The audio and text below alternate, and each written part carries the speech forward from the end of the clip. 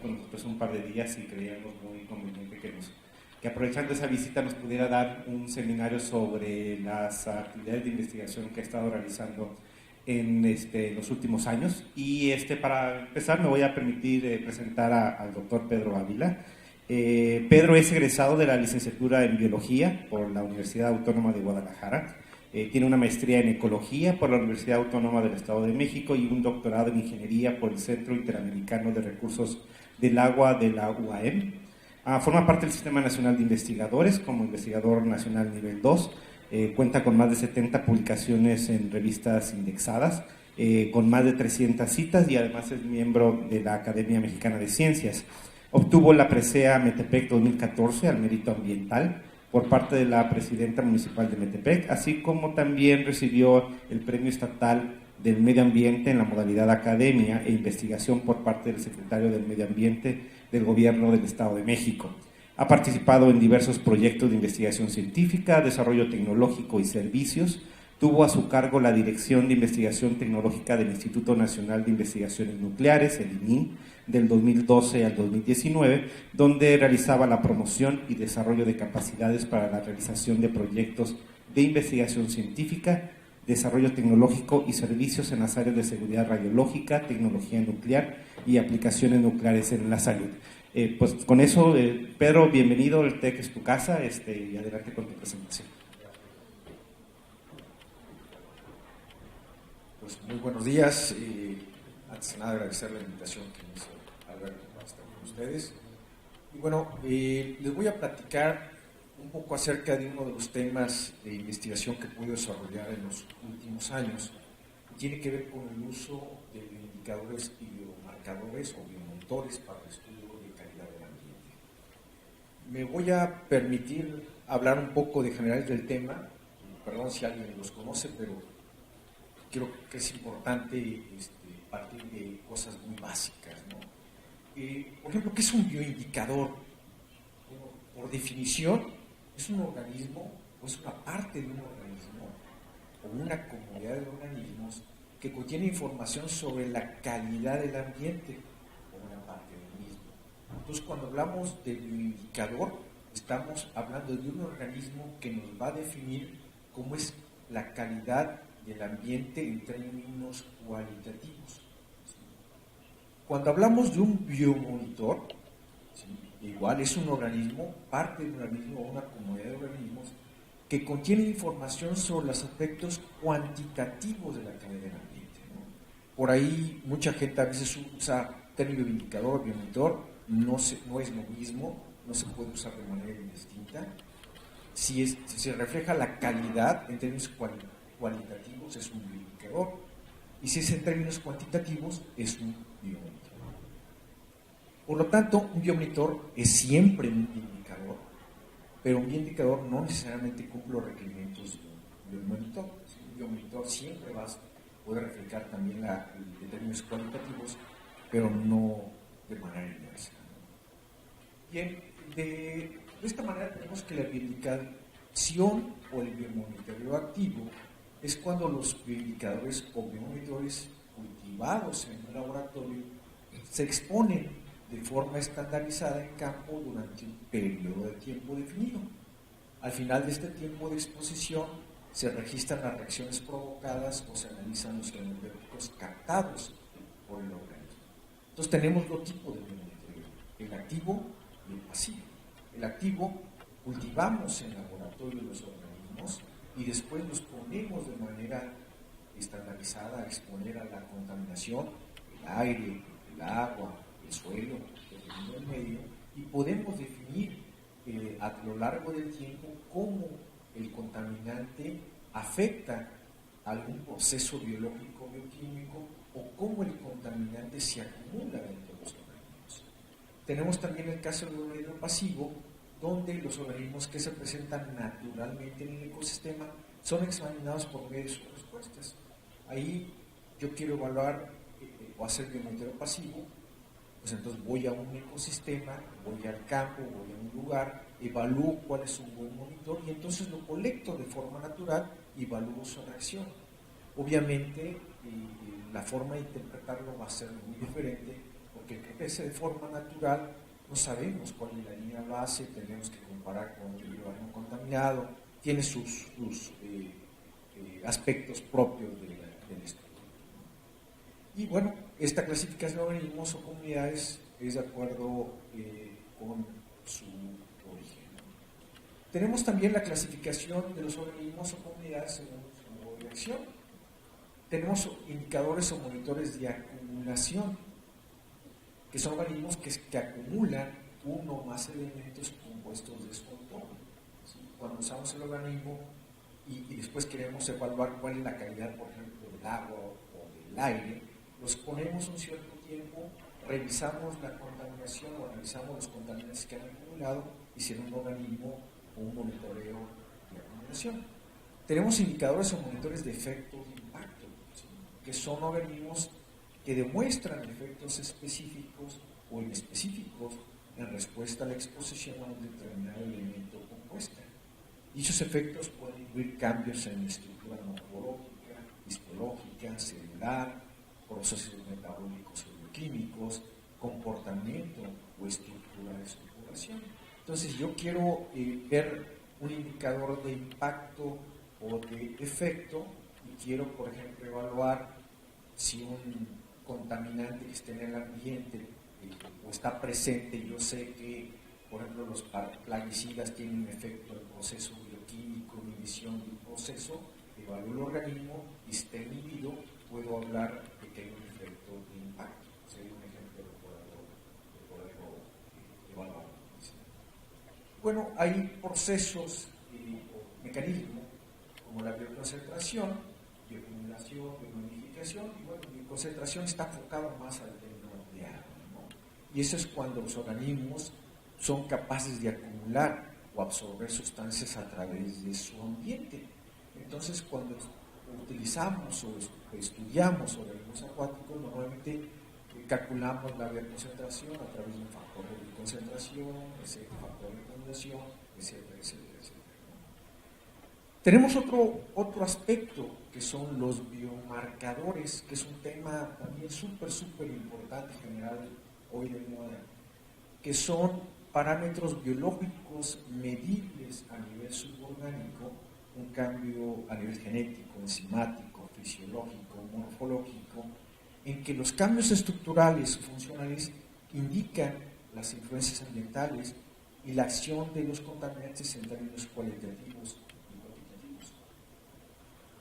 Hay muchos ejemplos, por ejemplo, la inducción enzimática del citocromo P450 por hidrocarburos halogenados, sería un efecto de un biomarcador, la incidencia de formas de melanismo industrial como marcadores de contaminación del aire, el bronceado de la piel humana causado por la radiación UV, es un biomarcador, producción de fitoqueratinas o metalotoninas en plantas por exposición a metales pesados, etcétera, etcétera. Es otro tema también muy importante.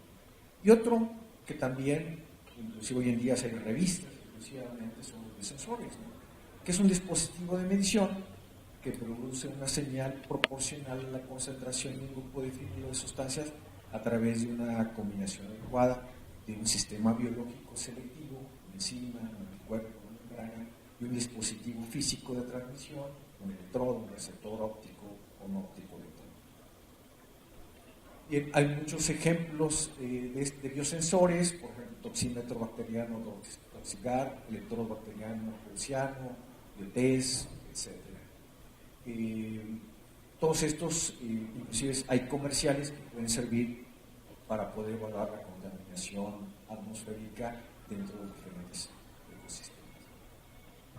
La bioindicación y el biomonitoreo deben, por lo tanto, proporcionar información sobre el grado de contaminación o degradación de los ecosistemas. Esa es la parte interesante. Tenemos que saber seleccionar organismos que sean capaces de poder reflejar la contaminación de una forma adecuada, ya sea en términos cualitativos o en términos cuantitativos. Para ello, normalmente el biomonitoreo o la bioindicación trae asociada instrumentos de medición. El organismo sirve como un elemento para colectar, para ver el efecto, pero siempre tenemos que traer asociados métodos espectrométricos, por ejemplo, que se utilizan para el análisis de una muestra. Y hay muchos ejemplos, ¿no? Absorción atómica, horno de grafito, plasmas, análisis de condición económica, fluorescencia, etcétera, etcétera, ¿no? Y obviamente los químicos analíticos saben que las principales fuentes de error normalmente son el procedimiento de muestra. Más del 1000% de error puede haber. Preparación de la muestra, 300, y normalmente en el análisis son errores de 10 al 20%. Por lo tanto, siempre en la parte del desarrollo de corrección de la muestra, del diseño del experimento, es donde más cuidado debemos tener cuando realizamos un estudio.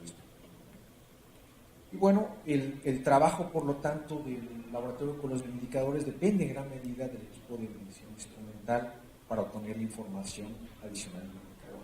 Si quiero usar un indicador y voy a trabajar niveles de partes por millón o partes por trillón, no puedo usar probablemente la absorción atómica, tendría que análisis de masas, etcétera. Si quiero usar orgánicos, gases, masas, etcétera, etcétera. Es muy importante a la hora de determinar la relación de indicador-instrumento. Los problemas prácticos del laboratorio entonces encontrados a menudo son los mismos que en los análisis químicos. Las muestras recolectadas deben ser representativas en función a la pregunta científica bajo revisión.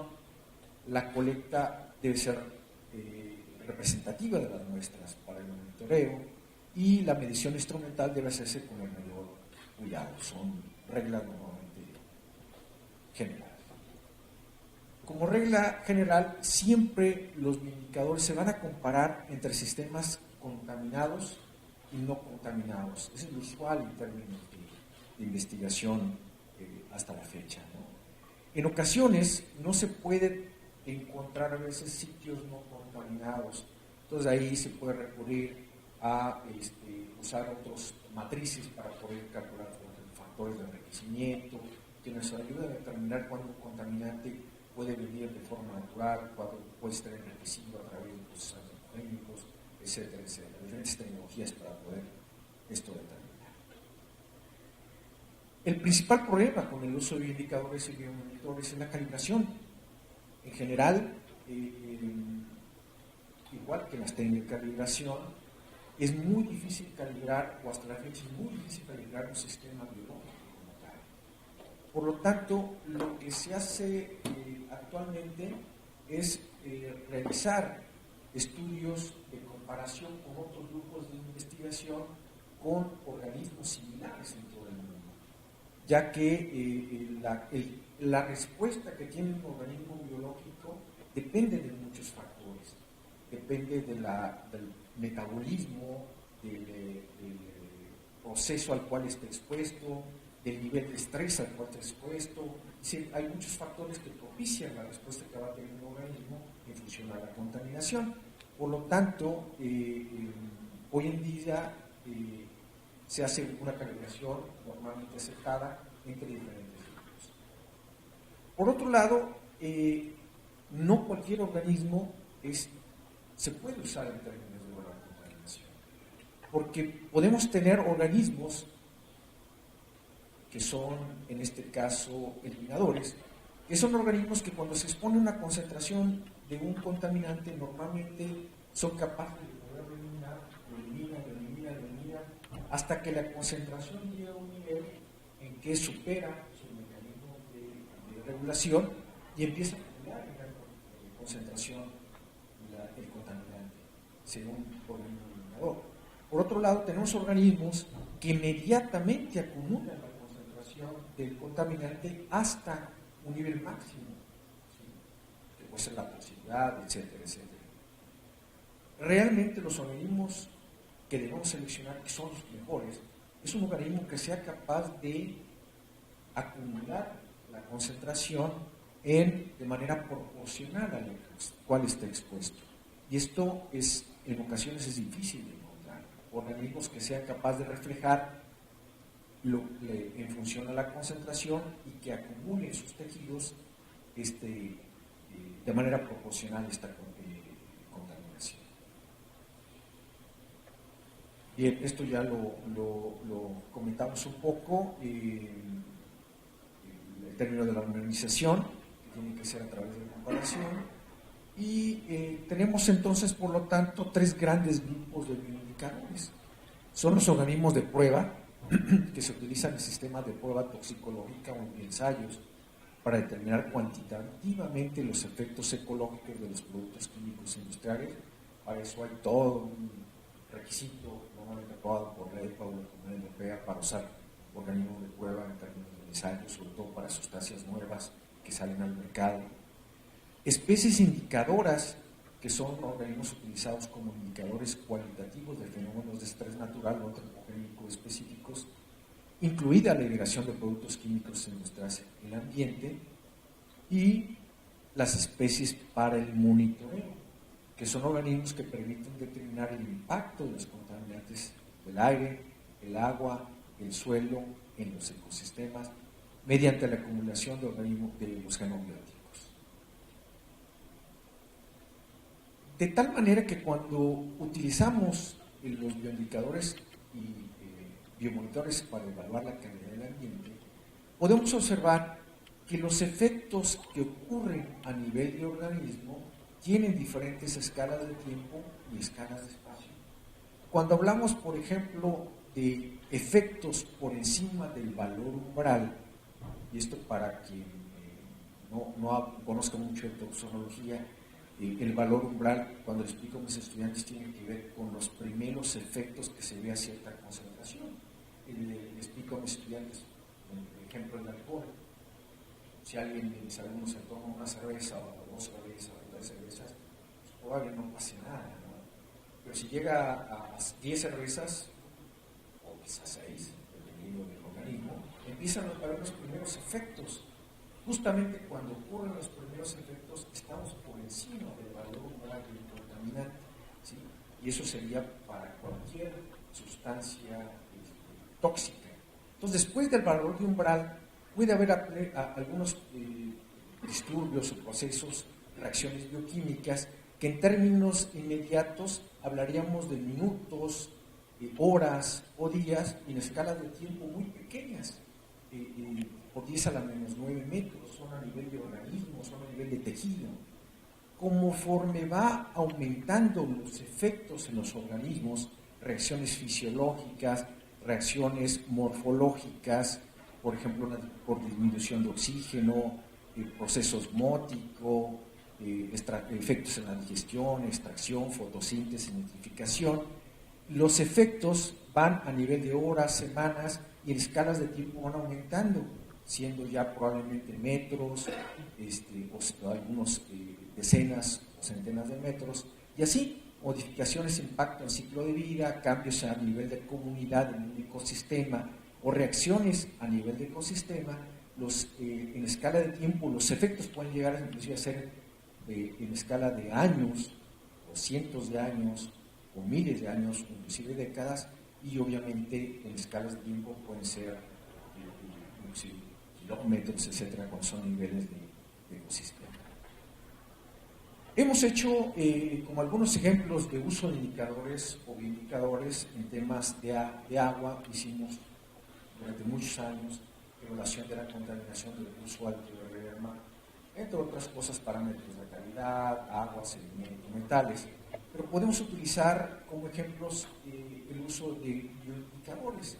En este caso utilizamos organismos como la carpa, una carpa libra, que normalmente son organismos que se alimentan de los fondos de los sedimentos, por lo tanto están en contacto directo en muchas ocasiones con el sedimento, y son buenos organismos indicadores, ¿no? Usamos también algunos microcrustáceos como la Daphnia pulex o la pulga de agua, que nos permitieron, por ejemplo, evaluar en el caso de los peces, en el caso del zooplancton, determinar, por ejemplo, las concentraciones de algunos metales pesados dentro de los tejidos. Aquí en el caso de la carpa nos permitió, por ejemplo, conocer la composición de mercurio en los diferentes componentes de la carpa y poder comparar contra valores de consumo humano, ¿no? En el caso de zooplancton podemos determinar, por ejemplo, la diversidad de abundancia, índice de Shannon-Weber, acerca de cuál es la presencia o abundancia de estas especies en el usuario. Hemos hecho también trabajos con macrófitas acuáticas en términos de regulación y fitorremediación. Por ejemplo, se sabe que estas plantas, sobre todo el hilo acuático, son hiperacumuladores, que son capaces de acumular más de 10.000 miligramos de elemento de biomasa en peso seco. Entonces, esos organismos son excelentes organismos para remediación. Y bueno, aquí trabajamos con una especie acuática, Hydrocotyl ranunculoides, que nos permite, por ejemplo, obtener concentraciones arriba de 12.000 miligramos de metales pesados de peso seco por kilogramo de biomasa. Entonces serían excelentes organismos con fines de fitorremediación, por ejemplo, que crecen en el río. También trabajamos con perifiton. El perifiton son los organismos que viven asociados a las raíces del hilo acuático. Bueno, para los que no son muy conocedores, la sanguela,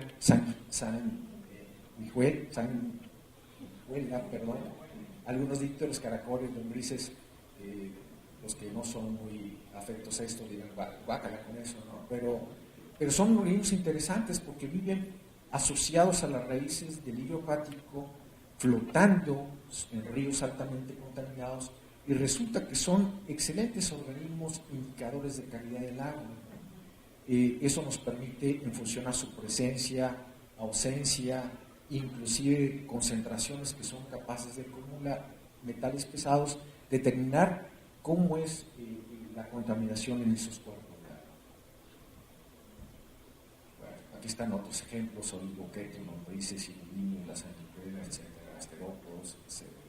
También podemos determinar factores de bioacumulación, es decir, cuál es la concentración, la relación de lo que tiene acumulado en relación con su ambiente, y obviamente podemos observar factores de acumulación muy altos. Aquí está factores de más de 10.000. Para algunos, obviamente, hierro es elemento esencial, pero no esenciales, como puede ser el caso del plomo, no tiene factores de casi de 100. ¿Sí?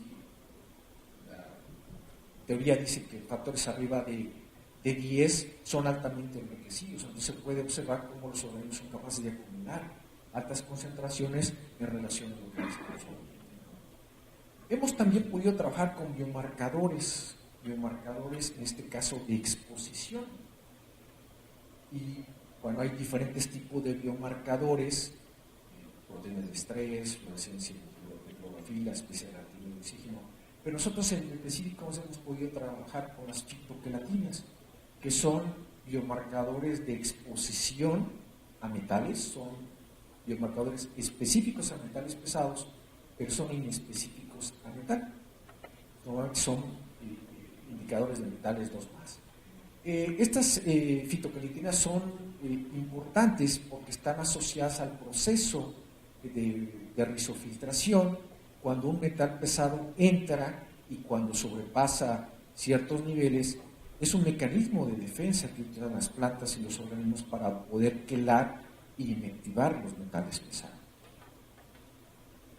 En este caso hemos trabajado con Lena Kiva, es uno de los trabajos que hemos hecho.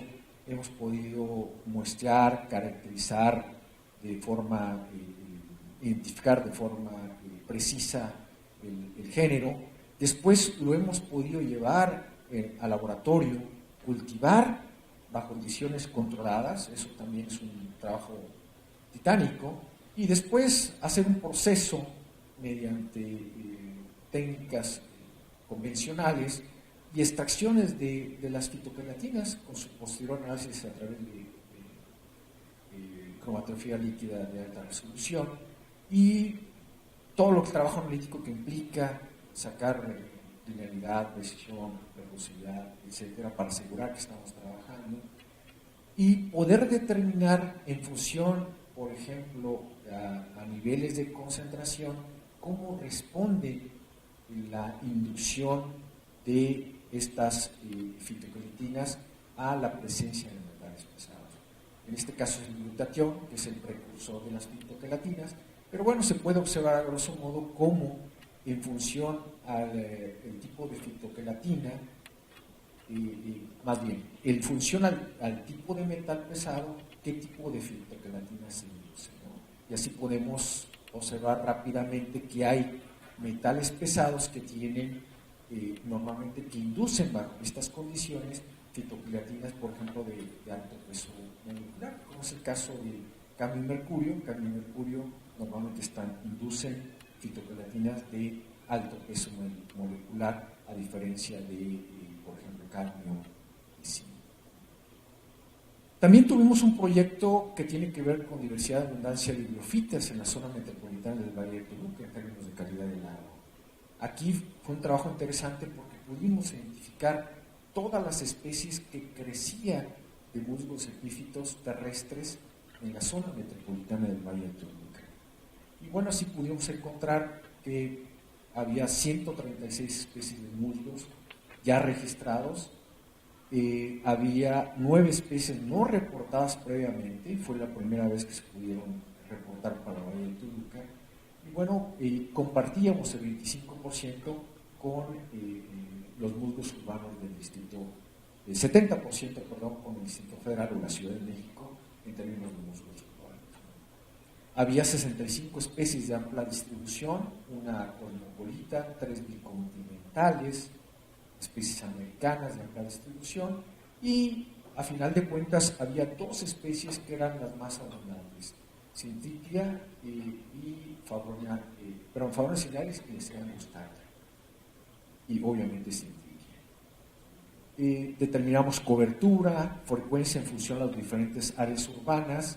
Obviamente, como dice la teoría, entre menos contaminante, menos contaminación en el área, mayor cobertura y mayor frecuencia, y entre los sitios eran más contaminados o más expuestos a contaminación industrial o de vehículos, la cobertura era menor de las especies y también era menor su frecuencia y su riqueza.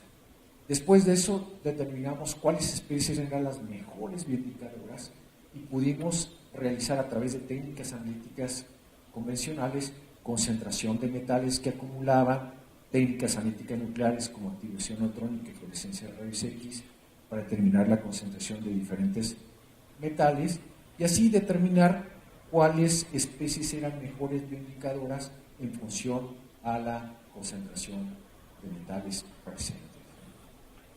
Y a grosso modo esto nos reflejó de manera bastante exitosa que lugares altamente contaminados obviamente reflejaban una mayor concentración, y concentraciones o lugares de contaminación o de transición entre áreas urbanas y áreas naturales tenían una concentración media, y áreas netamente de conservación tenían las concentraciones más bajas.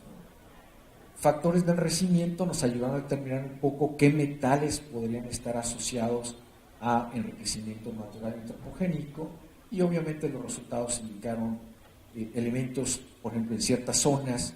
Toyocan, quien conoce Toluca, es la principal entrada del DF a la ciudad de Toluca, y obviamente la que presentó una mayor concentración de acumulación o de factor de enriquecimiento de metales y sobre todo tóxicos.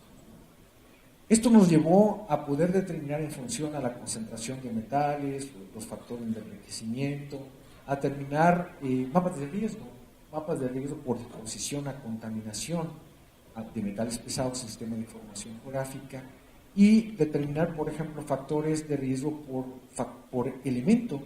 Obviamente la zona centro, era la mayor exposición para el caso de zinc. Para el caso de cromo había 2 áreas, la entrada a Toluca y la Alameda Central. Por alguna situación aquí había una zona de alto nivel de exposición a metales, y bueno, después con todos los metales pudimos calcular un mapa de riesgo general por exposición a metales en función a velocidad, dirección de viento, ubicación de tránsito vehicular, etcétera, etcétera. Todo esto obviamente sirve para, en términos de decisión, de poder orientar qué hacer en términos de políticas públicas. Hemos trabajado también cultivos in vitro en biofitas, ya andamos casi en el límite, ¿verdad? También con el mismo musgo, pero haciendo cultivos en en laboratorio.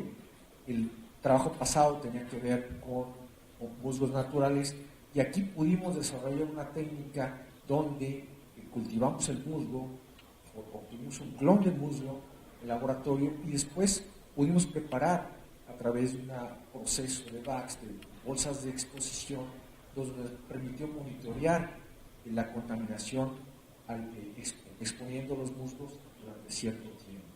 Y bueno, viene todo el proceso de caracterización, FTIR, donde podemos ver los grupos que están funcionales, fitogelatinas, interpretación de cuáles zonas tienen mayor características en función a la estadística, qué metales se pueden acumular en función a los sitios, etcétera, etcétera.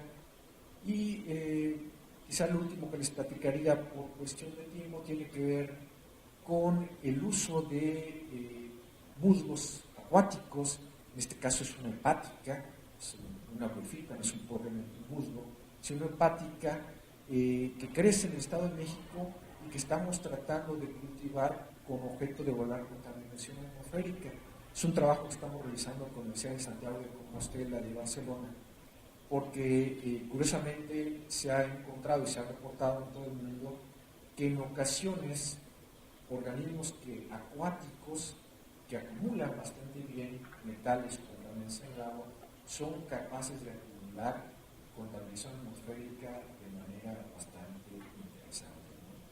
La Universidad de Santiago de Compostela encontró un musgo de este tipo, pensamos que pueden tener un buen potencial y estamos en el proceso de caracterizar esta hepática, evaluar su capacidad de acumulación en el agua y después prepararlo y exponerlo a la contaminación atmosférica con objeto de ver su capacidad y poder desarrollar en el futuro, de ser posible, bolsas de organismos que puedan ser utilizadas por las redes de monitoreo automático en las zonas metropolitanas y que permitan evaluar la contaminación de una manera más rápida y más barata, que es un objetivo que perseguimos a nivel de investigación.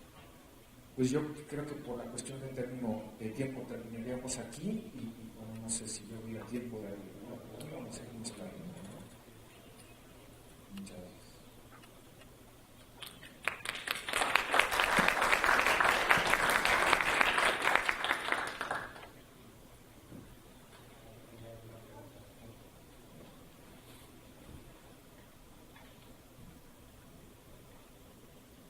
Muchas gracias por la plática. Tenía la duda si se ha utilizado alguno de estos bioindicadores o biosensores para ir midiendo los efectos del cambio climático. Si tiene alguna experiencia que nos pudiera compartir al respecto. Sí, más que biosensores, lo que se ha utilizado mucho para el cambio climático son los efectos que pueden ocasionar a niveles sobre todo de comunidad, en el ecosistema. Por ejemplo, en los cambios en los periodos de reproducción de ciertas especies, modificación o alteración de cadenas tróficas, son los cambios más bien que se han podido observar a nivel de ecosistema de comunidad y son los que se usan en términos de cambio climático. A nivel de organismos, sería poco representativo usar un organismo solo a nivel de bioindicador o bioindicador de cambio climático, porque el efecto sería muy puntual. Entonces, más bien se usan los efectos a nivel de ecosistema, a nivel de redes tróficas, a nivel de cambios en el proceso de reproducción, etcétera, para cambio climático. Y sí, se ha estudiado mucho esto y obviamente se ha podido observar efectos muy severos en comunidades debido al cambio climático.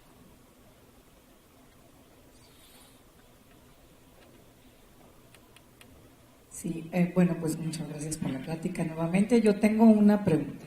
En el proceso normal de evaluación de proyectos, cuando estos son dictaminados y la autoridad te solicita el programa de vigilancia ambiental, el cual pues tiene que ser evaluado a través de un estudio técnico económico. Este tipo de herramienta pues es muy valiosa porque es la forma de demostrar que el proyecto en sí no está ocasionando una alteración del equilibrio ecológico. Sin embargo, toda esta valoración interesante que nos planteas requiere un tiempo, y hacia allá va mi pregunta. Si estoy hablando de lo que es la valoración de un sitio, vi por ahí que estás manejando los índices de Shannon-Weaver, que es, digamos, información que comúnmente la autoridad conoce. En cuestión de tiempo, doctor, si yo estuviera en un proyecto de inversión y estuviera evaluando un sitio, ¿cuál sería el plazo que ustedes requerirían como equipo para decirme a mí, como promovente del proyecto, cuáles serían los bioindicadores, los biomonitores más idóneos para poder estar evaluando la potencial afectación de este proyecto una vez que se pone en marcha?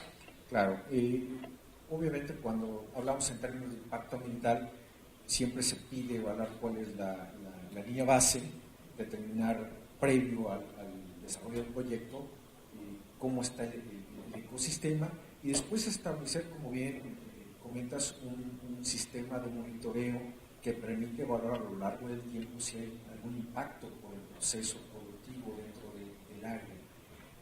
De principio se pueden seleccionar biomonitores o indicadores ya conocidos a nivel internacional. Si el ecosistema, por ejemplo, donde se va a desarrollar el proyecto, ya existen indicadores naturales conocidos a nivel internacional o nacional, no sería mucho problema incluirlos dentro del proceso de monitoreo continuo. Lo difícil sería cuando no hay nada conocido y queremos desarrollar un indicador que fuera específico.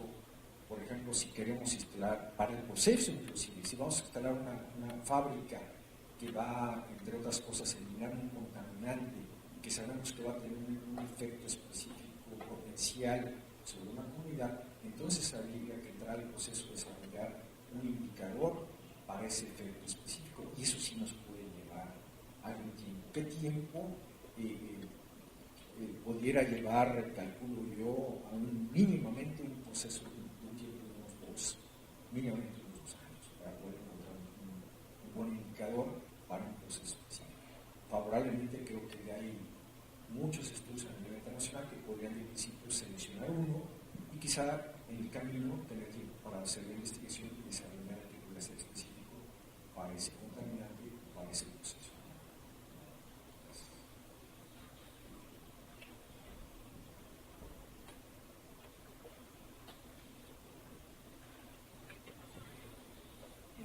Buenos días. Tengo 2 preguntas. La primera es, entiendo que hay microorganismos que pueden acumular, por ejemplo, tanto en aguas como en aire. En este caso, ¿qué técnicas se utilizan para poder diferenciar cuál es la fuente de la que viene? Y mi segunda pregunta es, en términos de aire, ¿existe algún tipo de bioindicadores ya conocidos sobre los cuales se hayan trabajado para identificar concentración de algunos contaminantes? En caso de que la respuesta sea afirmativa, ¿qué contaminantes? Sí, a ver, en términos para poder determinar la fuente, la única manera es determinar la forma de exposición. Si yo voy a utilizar un bioindicador, un biomonitor para hablar contaminación del agua, yo tengo que colocar mi organismo en el medio de exposición en el agua, ¿no? Lo que acumule viene del agua, de principio. Sabemos que, por quien sabe de ecotoxicología, que la emisión puede venir del aire, después por procesos va al agua, pero eso es otro tema. Ya sabemos que el bioindicador cuando está en el agua y acumula y contamina el agua. Y al revés, si yo quiero evaluar la contaminación en la atmósfera, tengo que exponer a mi organismo en la atmósfera. Ese sería de principio para saber el origen. Obviamente, para entender un poco, cuando estamos trabajando organismos acuáticos y luego los queremos usar para evaluar contaminación atmosférica, en realidad lo que estamos haciendo es el organismo debe tener unas ciertas características físico-químicas y luego lo funcionalizamos para que nos pueda servir para poder captar contaminantes en el aire, ¿no? A final de cuentas no es más que una biomasa, y los biólogos saben que la biomasa acuática, aérea, etcétera, no deja de ser biomasa con características similares. Entonces tú puedes procesar una biomasa, la funcionalizas y la preparas para poder captar contaminantes. Ahora, para aire efectivamente hay muchos bioindicadores y biomonitores que se usan y se han usado para aire. Uno de ellos es el musgo del que platiqué. En Europa, por ejemplo, ya existe inclusive una norma para uso de musgos para monitoreo de contaminación atmosférica, para hablar materia particulada. Tiene una red que usan casi todos los países de la Unión Europea. En América, yo creo que muy pocos países usan musgos. Pero no se puede hacer musgos, puede haber líquenes, puede haber inclusive plantas superiores, dependiendo de lo que uno quiere evaluar. ¿Para qué se usa más? Prácticamente para metales pesados y para hidrocarburos aromáticos policíclicos, es lo que más se utiliza. Esos contaminantes han demostrado en Europa que tienen un movimiento inclusive transfronterizo y sirve muy bien para poder evaluar el movimiento de esos contaminantes a través de todo Europa. Entonces, no sé si con eso podría contestar tu pregunta.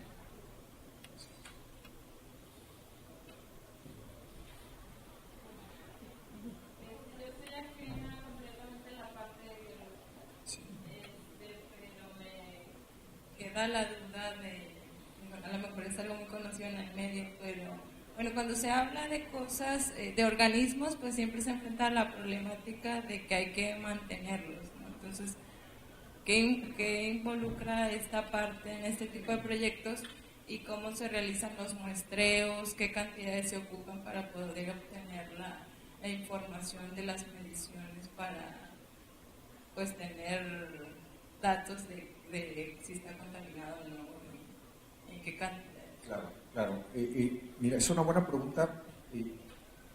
Cuando alguien no tiene mucha experiencia en términos de uso de organismos biológicos, la recomendación es no te metas primero al laboratorio a tratar de cultivar o adaptar un organismo, porque aquí la bióloga lo sabrá, es muy difícil si no tienes familiarizado cultivar organismos. Lo primero, recomendación, ¿te interesa tratar de evaluar contaminación usando indicadores? Hazlo primero en campo. Y tú puedes evaluar, si el día de mañana quieres poner a tus alumnos a decir, oye, hay contaminación en el campus del TEC de Monterrey, una que es muy fácil, vamos a evaluar qué organismos pueden ser buenos biomonitores aquí en el TEC. ¿Sí? Sencillo, los chavos pueden salir e identificar, oye, ese árbol, ¿será capaz de detectar partículas? ¿Sí o no? Es decir, la hoja es grande, es pequeña, hay características que te permiten de principio ir entrando con el tema. Pero lo primero es, usa lo que hay en el campo. Puedes identificar en la literatura, hay características generales, y empezar a trabajar con organismos en el ambiente.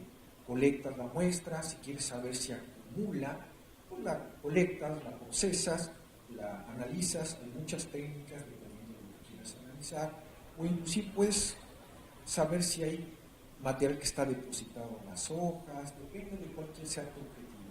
Pero primera recomendación es, trabaja con los organismos que están en la naturaleza, y sería lo más sencillo. Si el tema te gusta, te apasiona, ves que funciona, pues entonces ya entras en la parte del laboratorio, que es más compleja.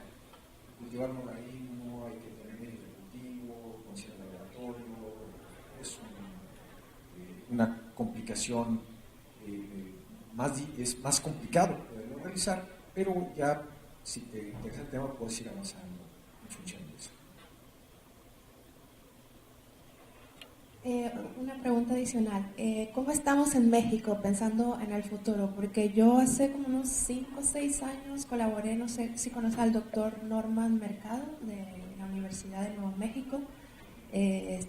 Tenía un proyecto acá en México para evaluar la calidad del río Ayuquila utilizando bioindicadores, y tuve la oportunidad de colaborar en esa ocasión con él en ese proyecto. Pero en ese entonces, y creo que ya no seguimos tanto en el tema, cómo seguimos en México, ahí están pensando hacer un atlas de bioindicadores para el país, ya se está incluyendo dentro de la norma. ¿Cuáles son las perspectivas al futuro? Sí, hay muy poco en términos de indicadores, sobre todo que esté legislado o que esté asociado a alguna interpretación o inclusive al índice de calidad del agua, no hay mucho al respecto. Entonces, se necesita trabajar primero en definir cuáles son los mejores indicadores para México, para las diferentes cuencas hidrográficas y en términos de agua, y después establecer una metodología de cómo usar un indicador para definir, por ejemplo, el tipo de calidad de agua. O sea, ya hay mucho estudiado, o sea, en base hay mucho, pero no hay nada todavía ni legislado ni en términos de un índice de calidad biológico o biótico. Entonces, creo que hay una oportunidad interesante. Muchas gracias, Pedro. Muy, muy interesante la plática y les pido nuevamente agradecer con un fuerte aplauso al doctor Pedro Ávila por esta muy, muy interesante presentación. Muchas gracias. Quisiera decir que Pedro va a estar aquí todavía algunos minutos más disponible, pero de hecho tenemos que correr a una plática, pero va a estar aquí hasta las 5 de la tarde, entonces si alguien está interesado en platicar más en corto con Pedro, con Mónica, les pediría que se acercaran y encontramos un momento para que vamos a platicar con Pedro. Si no, les pasamos tus datos de contacto con mucho gusto y ahí podrán intercambiar algunos correos electrónicos. Pedro, muchas gracias otra vez.